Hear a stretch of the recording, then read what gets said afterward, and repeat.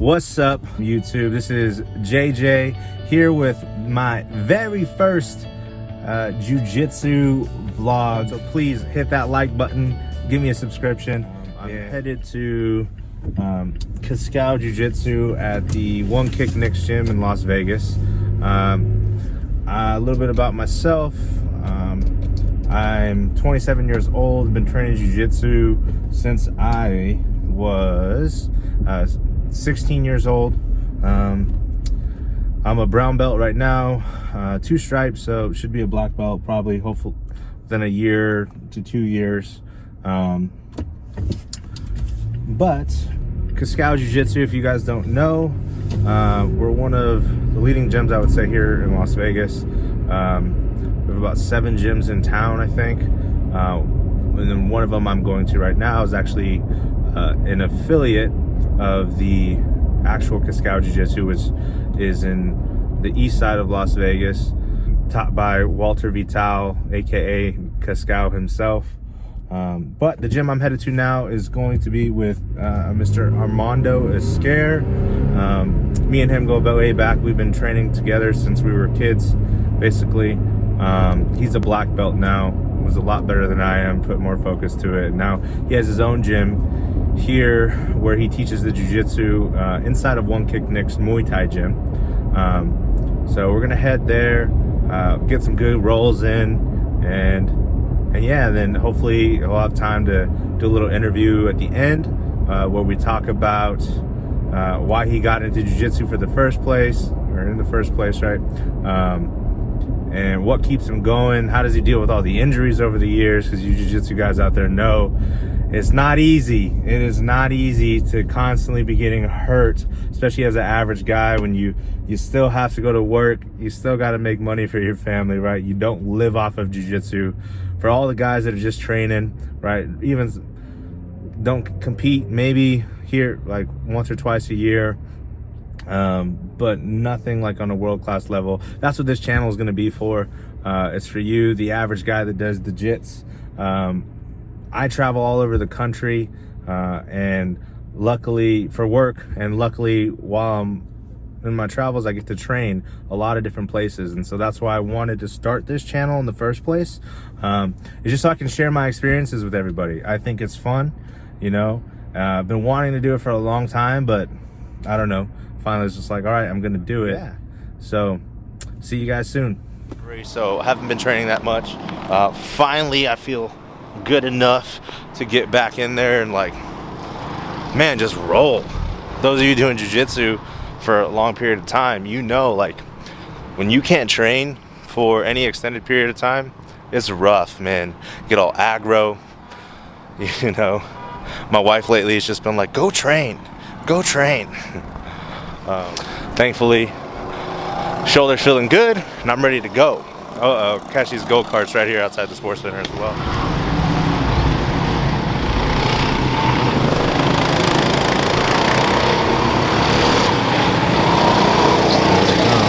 And back to my ugly face.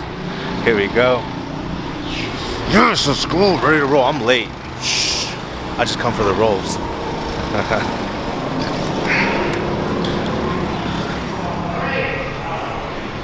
Get ready. We'll be back later for more. And we're back. Let's see what techniques Armando has for us.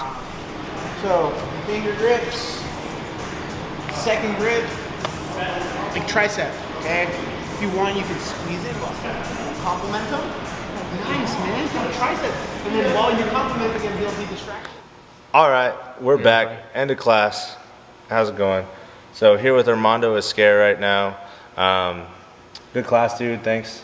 Oh, thank you. Thanks for letting me record and stuff. Of course. Me and him go way back, man. We started training together back in like 2008. So I know it's been a long time, right? So, dude, tell us a little bit about yourself. You know, accomplishments and things like that in jiu-jitsu. I know you just started the gym. You know, how long you've been training and all that. Cool. Yeah. So, like you said earlier, my name's Armando Fliessbach. I've been training jiu-jitsu since like early 2009, 2008-ish. Yeah, some accomplishments I have. I've won Nogi Worlds twice, one as a blue belt, once as a purple belt. American Nationals, a bunch of different times at Grappler's Quest, Naga, NA BJJF tournaments, things like that. I try to compete as much as I can, 4-1 as an amateur in MMA. And I've been running the gym for 2 years now. So it's been 2 years, and right now you're still small. Is it a struggle to keep going, training, or do you just love it every day? This is the dream. Yes and no. Like, sometimes it's a struggle. Obviously, everything's a struggle, especially things that you love to do. It's never going to be just like a easy path or like a clear path. There are some days, man, where either the class attendance isn't what you would like hope it to be. Like, maybe like 3 or 4 people only show up for class, or maybe I don't have as many students as I'd like. There's always those things that are going to be there, but I like to do this so much, or I'd love to do this so much that thing, it doesn't hinder me ever. It doesn't ever bolster my confidence. Like, I'm never sad when only a few people show up for class. I'm gonna teach the same class if I have 1 person or if I have like 20 people in the class. No, absolutely. With the same like intensity and the same type of passion. We're here in Las Vegas, obviously, and there is a ton of gyms. So how do you feel about that? And you think this is the place, that you're going to plant your seed forever, that you can have success here as long as you put out, good classes and you just keep going? Obviously here is, especially in Vegas, it's the fight capital of the world, right? So we have so many different types of gyms and also so many jiu-jitsu gyms in town. I do feel like I am like a small fish in a big pond, but I do feel like I have quality instruction. Sometimes it's quality over quantity, and I might be a little bit harder to find, but when you do like stumble in, I feel like people appreciate it. I think Vegas is a great place to like put your roots and grow. I think there's a lot of opportunity to grow here as well. I can't say that I would never leave here and venture out somewhere else, but I do want to have like a home base here in Vegas and have like a strong presence in the jiu-jitsu scene in the community in Vegas for sure. Nice. Let's grab a partner. Grab somebody you did not roll with, or you didn't do the drills with. So grab somebody. Now it's time to roll. You like to roll, Jose? Yeah.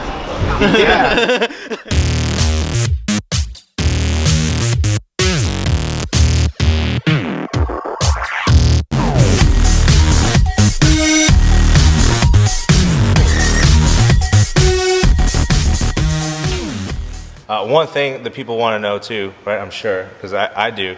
How do you deal with like injuries? I know I've known you for a long time. You've had a couple surgeries. Yeah. I've been through the ringer as far as injuries go, and especially anyone starting. Like I love to tell people like, oh, you're not going to get hurt.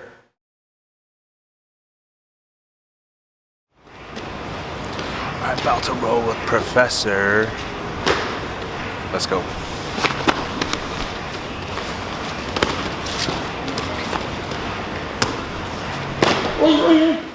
But it's inevitable. Like everybody gets hurt most of the time. Like something is going to happen. How do you deal with that? Like the injuries and like what do you say to that newer student that's out there that they get hurt and it kind of deters them from jiu-jitsu, but they still like it and they want to do it, but they're just scared to get hurt all the time? Injuries are a huge part of jiu-jitsu. Like you're gonna get hurt. Like simple as that. It's just like waking up. You're gonna get out of your bed, right? You're gonna, you're gonna drink water today. If you do jiu-jitsu, you're gonna get hurt eventually.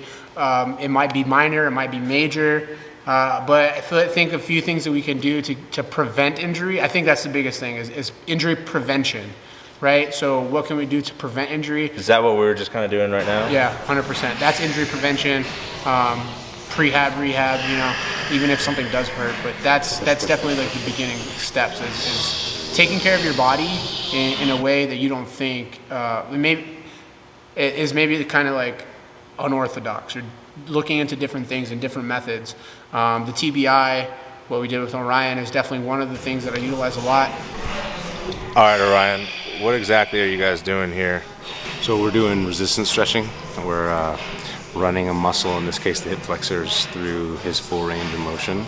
And we're warming that tissue up, and then we're getting, full 100% contractions through the concentric phase, isometrically, and then the eccentric phase. So we're able to stretch the muscle safely, and then through a greater range of motion, and increase his strength through his entire range of motion. So it's a super effective way of making him longer and stronger. It's a good form of prehab, and a good form of rehab, and a good form of just getting stronger and more intelligent in your body. So you could do it 3 times a week. I think 3 times a week is a really good mix, or a good frequency, but once a month is a great frequency too. Yeah. So, where'd you learn how to do it? I learned from my brother. Yeah? Nice, man. Is it your turn now? I wish. No? Maybe we can do some tissue moshing. You can see that too. So in this, you're going to use the walker to walk across his back to help stabilize you? So I think this originated in Chinese medicine some long time ago, but what we're gonna do is use most of my body weight and kind of a precise movement, and create a really strong flow of blood, oxygen, and nutrients through his muscle tissue, and at the same time breaking through some fascial adhesions, just kind of increasing quality of tissue, neural response. Nice. Let's see. Is he gonna wince as much in this? Yeah, he's gonna wince. What'd you say? What did you say? Nothing. Woo! Especially for jiu-jitsu guys, we're always gripping each other. Yeah. So you're always constantly doing this, and so this just allows this tissues to get really worked and relaxed. So it's good for preventing injuries that are going to happen from that accumulation of stress from doing jiu-jitsu. So at first it doesn't hurt that much, and then toward the last 2 or 3, it's fucking hell, dude. Another thing that I utilize a lot is yoga. I think yoga is a huge... You're a huge advocate for yoga. Yeah, especially if you do jiu-jitsu, right? Because in jiu-jitsu, it's all about compression. We're always tight in a ball, or we're always compressed with each other or tangled up in each other. And all jiu-jitsu or all yoga is the exact opposite. So it's all decompression, so elongating everything, and then also working on your breathing. So breathing in uncomfortable positions, which is basically jiu-jitsu. You're always in an uncomfortable position, and if you can learn how to breathe through that, everything's going to be a little bit easier. So those 2 things for injury prevention, and then I think another thing that's super important is when you're hurt, to understand that you're hurt and you need to take care of that little thing not instantly, but you need to take care of that before anything else. So if you tweak something, right, I hurt my wrist a little bit, or my left quad is kind of hurting me, so you need to address that before it turns into something bigger, and then you can't ignore it. So I feel like happens a lot. We ignore injuries, I'm good, I'm just gonna train. And then you train through it, and then you're okay, I'm good. But then 6 months, 3 months, 4 months down the road, that's that little thing that happened, that little kink in your neck, or that can turn into something bigger that's going to affect you in the long run. So I just definitely think just thinking about what's going on, utilize your body and just listen to your body. If it hurts, either don't train or drill and find something else to do, to keep that workout going. Yeah, I could say I definitely agree with what you're saying, because for me, I've had a ton of injuries, and I think that's the biggest reason. I always get hurt, and then I work through the pain. Yeah. And then before I know it, I can no longer work through the pain, and it's done. I have to get surgery or whatever. Exactly. So another question, what do you do, because you obviously you work as well, right? Yeah. So how is that in running a gym? Do you wish you had time to train other places more often, or do you like teaching so much that doesn't really matter? Because I know you get into headquarters as much as often, right? Yeah. The good thing with our association is that we do have multiple locations, especially in Vegas, with different times and stuff. So I do get to train at our headquarters gym, or in a few other gyms as well.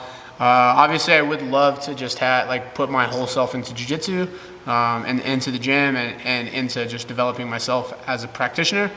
But sometimes you got to go through a little bit of struggle to finally get to that place you want to be. And for the time being, I see it as just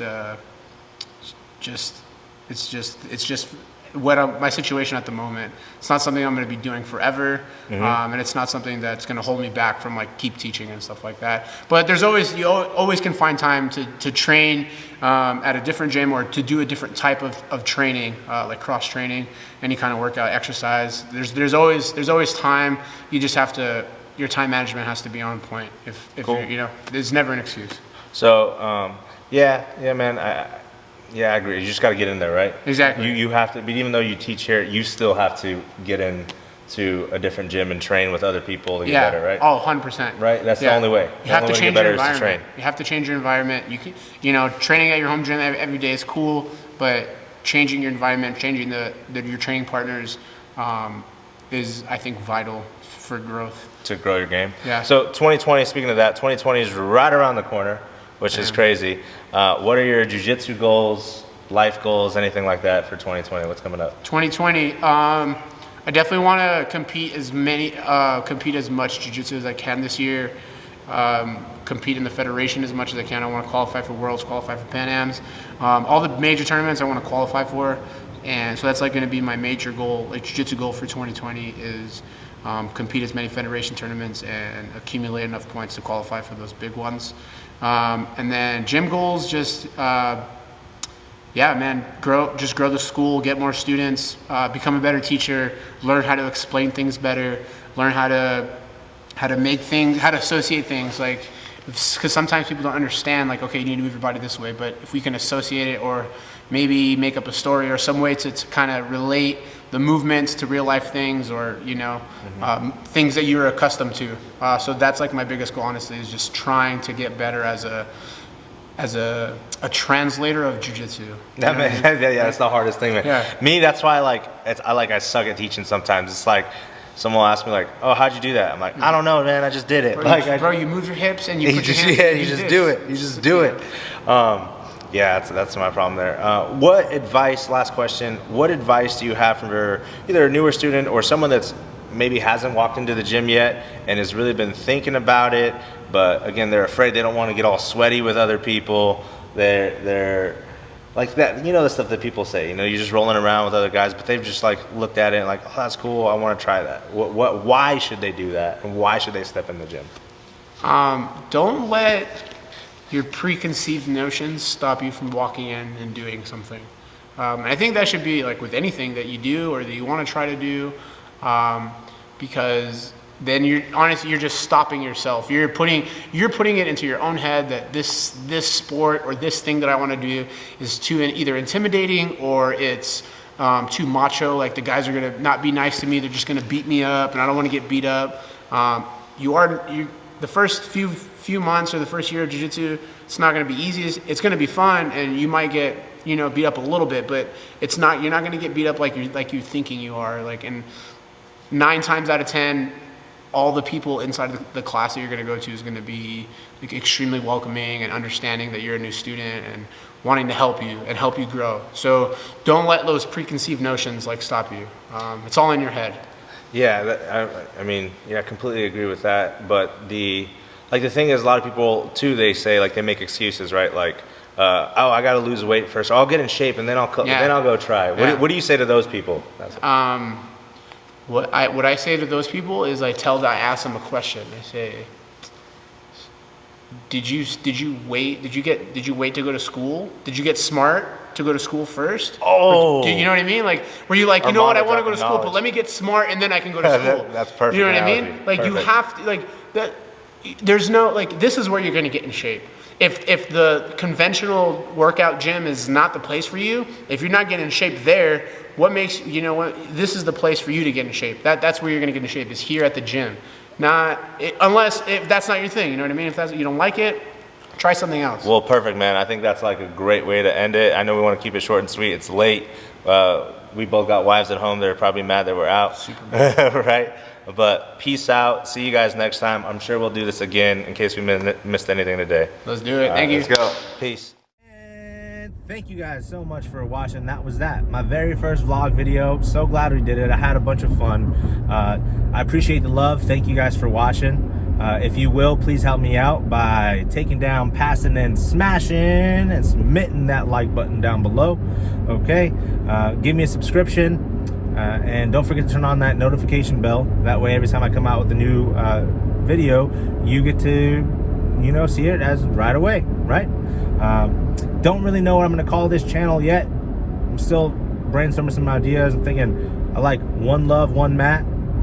I don't know about it. Tell me what you guys think down below. I had a buddy of mine tell me he thinks I should call it Off the Mat, but I don't know. There's already so many other channels and series out there that are linked to the Off the Mat, and I don't want to get in trouble or anything like that for using that. I don't want to be a biter, you know what I'm saying? So help me out. Let's figure out a channel name together. All right, what do you think?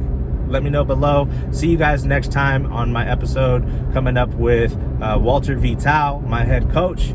All right, it's gonna be a lot shorter than this video was, but thank you guys so much.